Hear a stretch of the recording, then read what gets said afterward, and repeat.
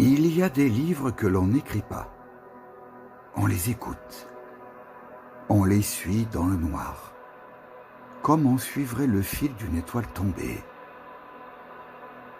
Ce recueil est né de cette écoute-là, d'un pas mis en retrait, d'une respiration offerte à l'intensité des autres.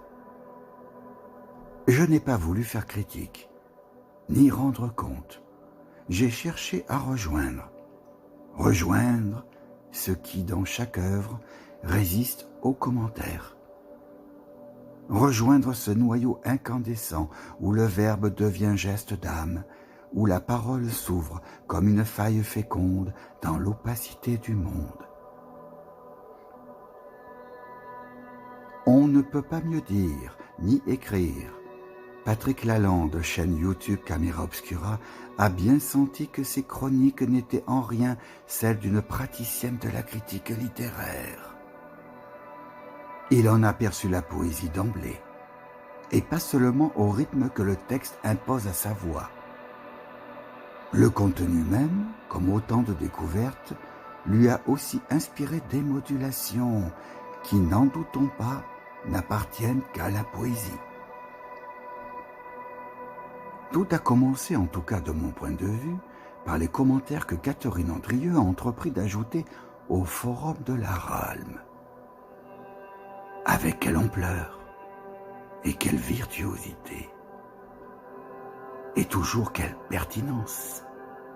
Pas une semaine de publication n'a été épargnée par ces interprétations si justes et si prometteuses que les auteurs concernés se sont mis à les attendre, toujours surpris par leur apparition, non pas pour cause d'attente donc, mais par l'entreprise poétique, à la fois critique et nourrie de rythmes sans doute nouveaux, que Catherine Andrieux a décerné au texte tombé, peut-être pas par hasard, sous ses yeux, ou dans je ne sais quel enclos qui lui appartient et qu'elle ne dédaigne pas de prêter à qui se laisse lire. Mais ce nouvel acte poétique n'a pas éberlué que les auteurs concernés.